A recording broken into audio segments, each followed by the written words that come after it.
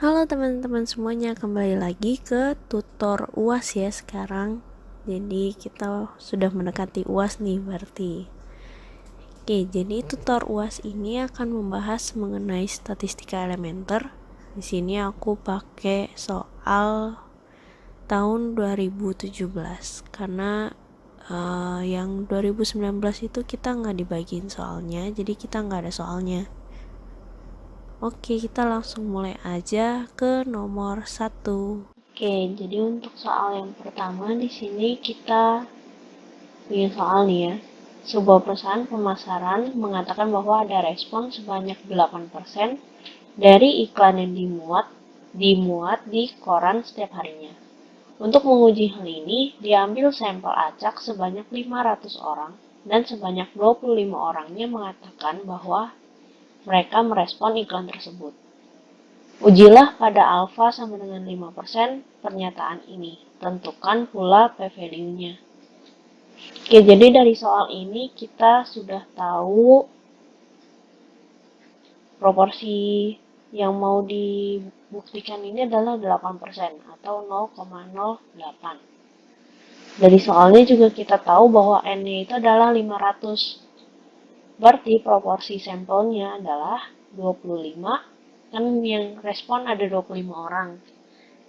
Dibagi 500 sama dengan 0,05. Kemudian untuk Q0-nya berarti dia itu 1 dikurang P0-nya. Jadi 1 dikurang 0,08 sama dengan 0,92. Yang ditanya adalah kita harus menguji pernyataan ini benar tidak kalau misalkan proporsinya itu adalah 0,08. Dan kita juga ditanya p-value-nya berapa. Jadi kita punya hipotesis awal yaitu P sama dengan 0,08. Kemudian hipotesis alternatifnya adalah P tidak sama dengan 0,08. Karena N-nya sangat besar ya, ini lebih dari 30, berarti kita bisa menghampirinya dengan distribusi normal. Jadi kita pakai Z, kita convert ke Z. Ini P topi minus P0 per akar P0 Q0 per N. Ini nanti hasilnya adalah min 2,47268. Nah, karena kita mau melihat tabel, biasanya tabel tuh hanya sampai 2 digit di belakang koma. Jadi, kita melihatnya min 2,47. Nah, karena hipotesis alternatifnya adalah tidak sama dengan, berarti dia two tail.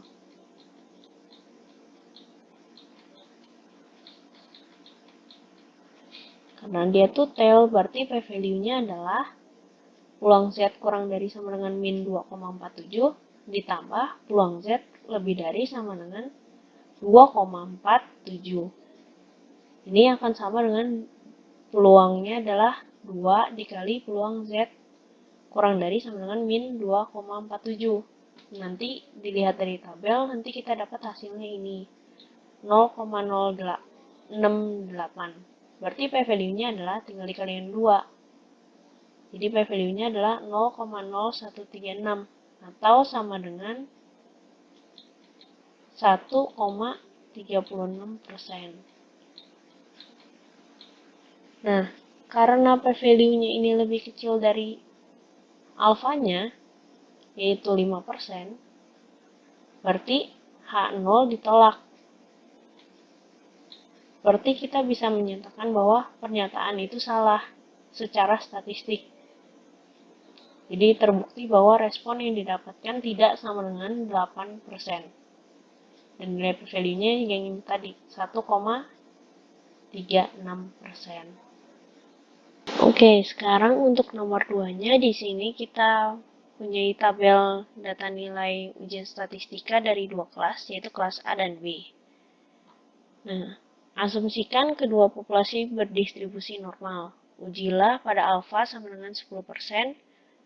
Pertanyaan A, apakah variansi kedua populasi sama? B, apakah dapat dikatakan bahwa rata-rata nilai ujian kelas A lebih besar dari kelas B? Oke, jadi kita jawab pertanyaan A-nya dulu. Jadi untuk menjawab pertanyaan A, kita perlu rata-rata kelas A, rata-rata kelas B, kemudian variansi kelas A dan variansi kelas B. Jadi seperti biasa yang mencari rata-rata, jumlahkan seluruh nilainya, kemudian dibagi dengan N-nya, yaitu 8. Jadi didapatkan rata-ratanya 44,375. Sedangkan rata-ratanya B itu adalah 46. Kemudian untuk variansinya, kita tahu kalau variansi itu sigma I sama 1 sampai N XI min X bar kuadrat per N min 1. Jadi setiap nilainya dikurangkan rata-ratanya, kemudian dikuadratkan. Lalu nanti dijumlahkan semuanya, dibagi dengan N min 1-nya. Untuk kelas A kan dia jumlah pesertanya ada 8. Nah, berarti ini 8 min 1. Nanti dapat hasilnya ini. Kemudian variansi B-nya juga seperti itu. Biasanya kita masukkan data di kalkulator itu pasti langsung keluar hasilnya. Apalagi kalau misalkan kita pakai R. Karena kita online pasti bisalah mengerjakannya sambil menggunakan R. Biasanya juga pasti dikasih menggunakan kalkulator. Bisa pakai kalkulator, itu tinggal masukin datanya aja. Nah, setelah kita dapat variansi A dan variansi B-nya, kita bisa menghitung F-nya. Jadi F sama dengan variansi A per variansi B. Ini kenapa yang A di atas? Karena variansi A itu lebih besar dari variansi B. Jadi yang besar itu di atas. Jadi tinggal dimasukkan, dihitung hasilnya 1,13977. Nah, jika kita lihat pada tabel, kalau menggunakan alfa 0,05, DF1 ini adalah derajat kebebasan variansi yang di bagian atasnya. Jadi ini adalah punyanya kelas A. Kita tahu bahwa DF itu N-1. Jadi ini 8 kurang 1, 7. Yang kelas B itu 7 dikurang 1 adalah 6. Nanti dapat hasilnya adalah 4,21. Ini lihatnya dari tabel ya. Tabel F. Nah, karena 4,21 lebih besar dari 1,13977, berarti kita bisa menyimpulkan bahwa variansi kedua populasi tersebut sama. Kenapa demikian? Jadi bentuk tabel F itu kan seperti ini ya. Kemudian di sini 0. Ini 1,13977. Sedangkan F yang kita dapatkan dari tabel itu 4,21 di sini. Berarti dia tidak masuk ke daerah penolakan. Makanya variansi kedua populasi tersebut sama. Oh, mungkin nih, oh ya, saya lupa nulis. Jadi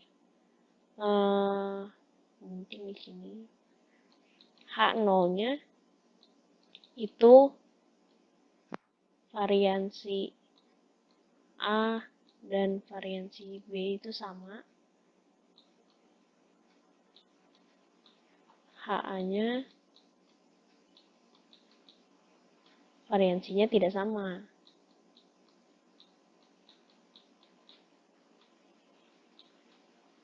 Nah, karena hipotesis awalnya ini gagal ditolak, berarti kita dapat menyimpulkan bahwa variansi kedua populasi sama. Nah, untuk menjawab pertanyaan yang B, ditanya apakah bisa kita mengatakan rata-rata kelas A itu lebih besar dari rata-rata kelas B, itu kita bisa menggunakan ini. Kenapa variansinya bisa menggunakan ini? Karena variansi A dan B sudah dibuktikan bahwa mereka itu sama. Nanti kita pakai satu saja. Jadi nggak perlu variansi A dan variansi B. Kita gabungkan saja jadi satu. Nanti dapat hasilnya ini. Nah, kemudian kita tinggal mencari batas T-nya. Pakai rumus yang ini. Tinggal masukkan saja angkanya, ini udah ada semua. Kemudian dapat hasilnya adalah ini. Nah, karena ini pas dilihat pada tabelnya, tabel T, itu ternyata p-value-nya itu pasti di atas 10%. Nah, karena p-value-nya itu lebih dari 10%, berarti dia H0 gagal ditolak.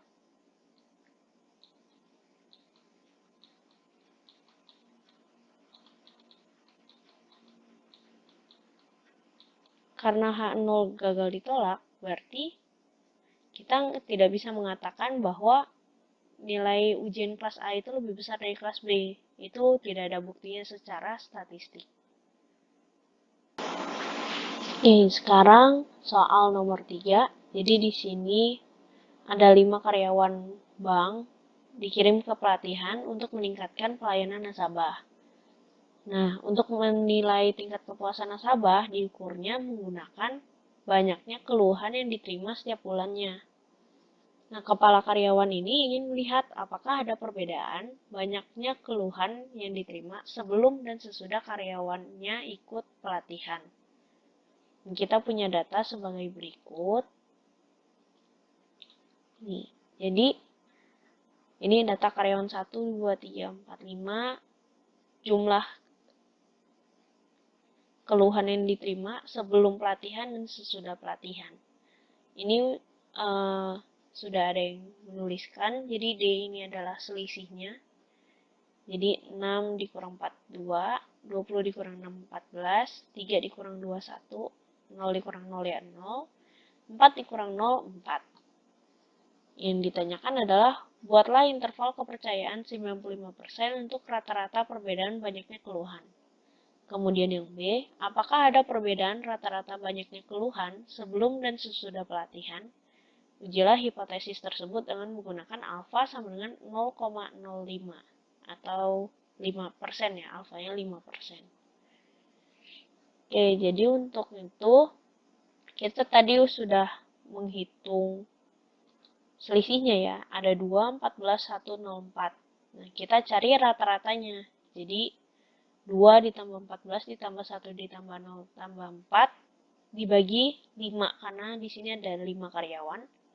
Hasilnya adalah 4,2. Kemudian kita cari standar deviasinya juga. Itu nanti hasilnya adalah 5,6745. Kemudian di sini alfanya adalah 5%. Karena kita mencari interval, confidence interval, berarti alfanya kita bagi 2. Jadi adalah 0,025. DF-nya adalah 4. Nah, nanti kita pakai rumus ini. Mu sama dengan rata-ratanya plus minus T alfa per 2. Lalu ini adalah standar deviasi dibagi akar N.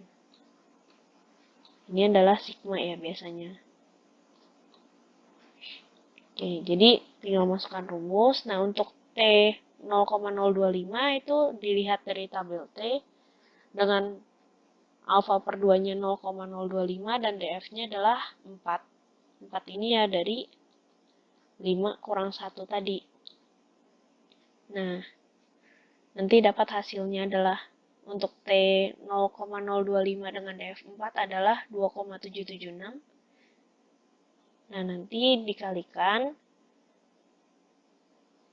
dan didapatkan confidence intervalnya adalah min 2,8447 sampai 11,2447. Untuk menjawab soal B, di sini karena dia menanyakan adanya perubahan atau tidak, berarti kita melihat apakah selisihnya sama dengan 0 atau tidak sama dengan 0.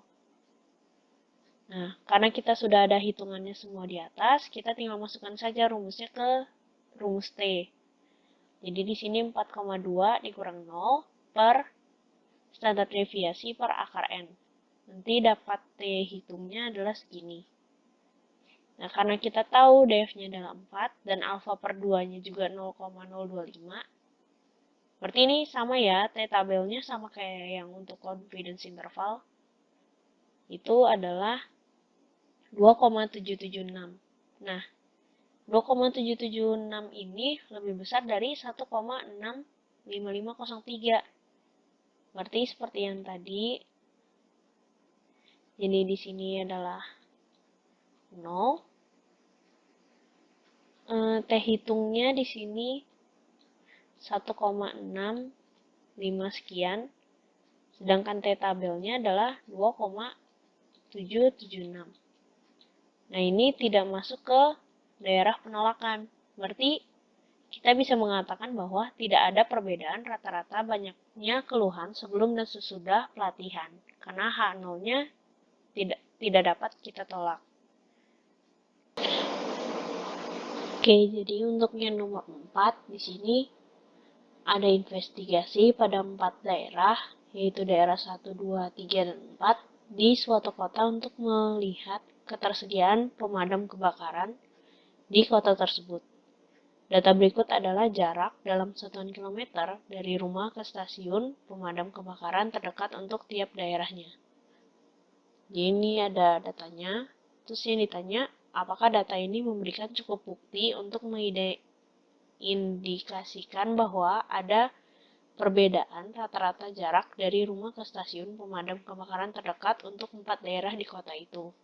Gunakan alfa 5%. Kemudian yang kedua, buatlah interval kepercayaan 95% untuk mu1 dikurang mu3. Oke, jadi yang pertama ini, sini kita bikin hipotesis awalnya dulu. Jadi hipotesis awalnya ini mereka tidak ada perbedaan, jadi sama semua. Jadi mu1 sama dengan mu2 sama dengan mu3 sama dengan mu4. Kemudian hipotesis alternatifnya minimal terdapat satu yang berbeda. Jadi salah satunya itu pasti ada yang beda gitu. Minimal satu. Jadi bisa aja mu1 beda sendiri, yang lain sama, dan kebalik-balikannya gitu. Atau bahkan bisa semuanya itu berbeda. Jadi ini dari tabel yang tadi ini aku salin ulang. Di sini ada TI. TI ini adalah sigma X sebenarnya. Jadi sebenarnya sigma X. Tapi per kolomnya. Jadi ini 7 tambah 5 tambah 8, 1 tambah 4 tambah 5, dan seterusnya. Nah, ini untuk totalnya. Jadi 20 tambah 10 tambah 24 tambah 15. Ini hasilnya 69. Ini sebenarnya sama aja kayak kita tambahin semuanya ini. Kemudian ada TI kuadrat. Jadi hasil dari TI ini dikuadratkan. Yang 400, 100, 576, 225, kemudian ditotalkan juga.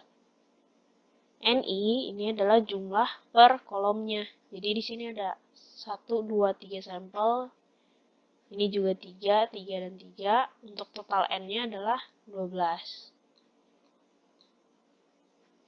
Kemudian ini adalah rata-rata dari masing-masing treatmentnya. Jadi X bar 1 itu 6,667 dan seterusnya. Dan yang terakhir ini adalah sigma X kuadrat IJ. Ini maksudnya adalah, ini kita kuadratkan dulu. Jadi 7 kuadrat baru ditambahkan 7 kuadrat tambah 5 kuadrat ditambah 8 kuadrat. Hasilnya adalah 138. Yang kolom-kolom berikutnya juga begitu, nanti dijumlahkan hasilnya adalah 451. Nah, setelah kita melakukan ini semua, baru kita bisa lanjutkan ini. Untuk mendapatkan tabel ANOVA, kita harus mencari total SS-nya sama SS treatment-nya. Yang pertama G ini adalah sigma TI, yaitu ini tadi, total dari TI ini, yaitu 69. Kemudian CM itu adalah G kuadrat per N, jadi 69 kuadrat per 12. N-nya kan yang ini, N12. Dapatlah 396,75. Nah, total SS itu adalah jumlah dari X kuadrat dikurang CM. Berarti yang ini, 451 dikurang CM-nya. Dapat 54,25. Kemudian untuk SST, ini TI kuadrat dijumlahkan dibagi B. B ini adalah jumlah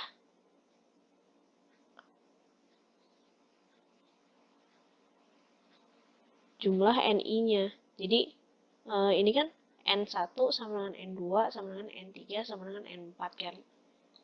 N1, N2, N3, N4 ini adalah B, yaitu 3. Jadi di sini 1301 dibagi 3 dikurangkan CM-nya. Dapatlah segini. Nah, kita langsung masukkan ke tabel ANOVA-nya. Untuk DF-nya, DF treatment ini adalah jumlah treatment. DF untuk treatment itu jumlah treatment dikurang 1. Jadi di sini kan ada 4 ya. T1, T2, T3, T4. Berarti 4 dikurang 1, jadinya 3. Kemudian untuk total ini adalah DF untuk total itu N dikurang 1. Berarti 12 dikurang 1, yaitu 11. Nah, DF yang error berarti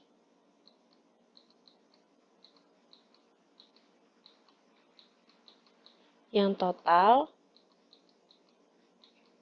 dikurang yang treatment, yaitu 11 dikurang 3, yaitu 8. Kemudian ini SS untuk yang treatment itu adalah yang ini, SST. Kemudian yang total adalah yang ini. Kembali lagi, berarti SSE itu TSS dikurang SST.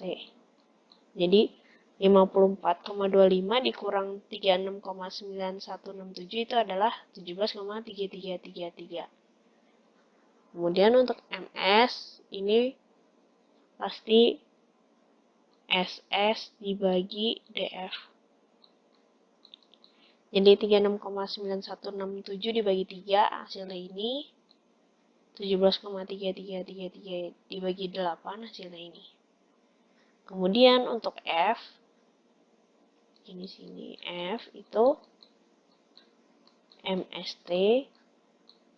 Jadi MS-nya treatment dibagi MS-nya error. Dapatlah segini. Ini adalah F hitung kita. Kemudian kita lihat lagi di tabel. Tadi kita kan disuruh menggunakan alfa 5%. Berarti alfanya 0,05. DF1 itu adalah DF-nya treatment. Ini yang 1. Kemudian DF2-nya ini yang error. Nanti lihat di tabel dapatlah 4,46. Ini lebih kecil dari F hitung kita. Berarti H0 ditolak. Jadi misalkan ini tabel F. Di sini adalah 5,67 sekian bla bla bla. Di sini 4,46. Nah, ini kan F hitung kita masuk ke daerah penolakan kan, berarti H0 ditolak. Apa maksudnya 0 ditolak? Berarti ada yang berbeda rata-ratanya, jadi nggak semuanya sama. Oke, untuk yang B ditanya confidence interval untuk mu1 dikurang mu3. Berarti X bar 1 dikurang X bar 3 plus minus T alpha per 2. T alpha per 2 dengan DF. Kan untuk tabel T itu perlu DF juga ya. DF-nya itu DF yang error. Jadi kalau misalnya lihat di tabel nanti pakai DF-nya yang 8. Jadi ini T-nya T 0,25 ya. 0,025. 0,025 karena kan dia mintanya 95% ya. Berarti alfanya 5%. Tapi ini dibagi 2, jadi 0,025 dengan DF 8. Kemudian akar S kuadrat ini variansi 1 per N1 ditambah 1 per N2. S kuadrat ini adalah MSE. Jadi ini udah ada di tabel ANOVA-nya, tinggal dimasukkan. Di sini MSE-nya. Tinggal dihitung, dapatlah segini.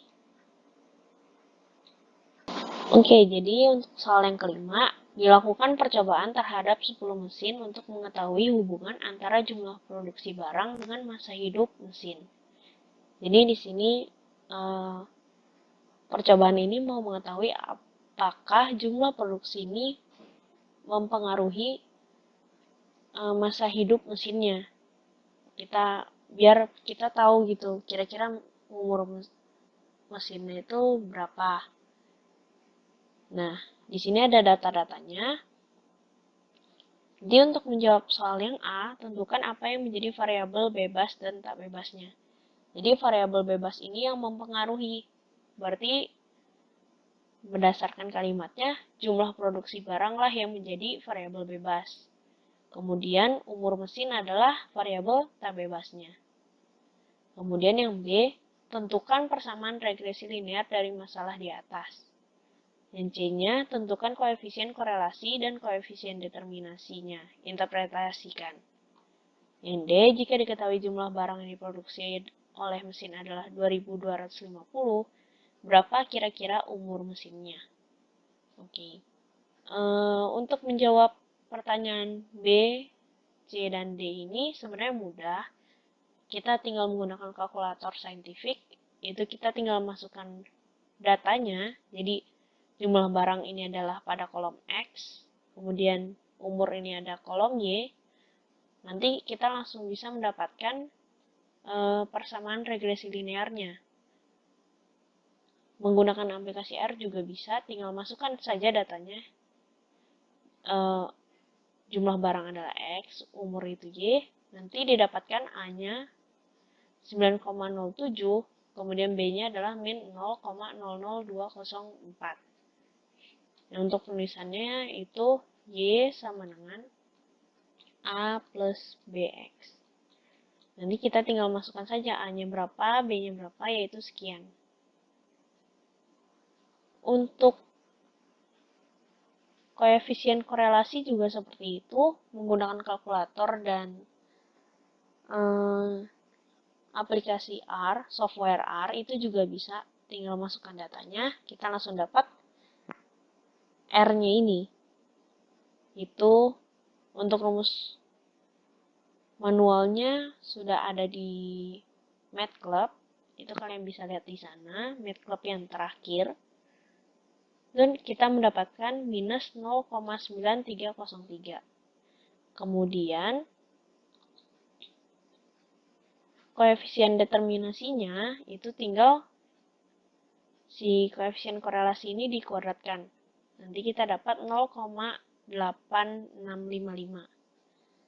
Nah, karena dia koefisien korelasinya minus, berarti kita tahu semakin banyak jumlah barangnya, itu semakin muda umur mesinnya, semakin kecil umur mesinnya, karena dia berbanding terbalik ya. Dan koefisien determinasinya ini mendekati 1. Ini juga mendekati 1, berarti hubungannya itu sangat kuat. Jadi kita dapat menyimpulkan bahwa jumlah barang sangat mempengaruhi umur mesin secara berbanding terbalik. Kemudian untuk menjawab pertanyaan yang D di sini, jika kita mengetahui jumlah barang yang diproduksi oleh mesin adalah 2250, berarti kita tahu X-nya adalah 2250. Yang ditanyakan adalah umur Y-nya. Berarti tinggal masukkan saya ke rumus regresinya, regresi linearnya. Nanti didapatkan ternyata umur mesinnya itu kira-kira sekitar 4,48 tahun gitu. Oke, sekian dulu untuk tutor UAS-nya. Mohon maaf jika ada salah kata. Mohon maaf juga kalau misalnya mungkin saya ada salah hitung atau bagaimana. Itu kalian gak boleh percaya 100% ya dari tutor ini, karena bisa jadi aku salah ngitung gitu. Kalian harus coba kerjain juga biar kalian bisa ngerjain berbagai macam soalnya. Semangat untuk ujiannya nanti.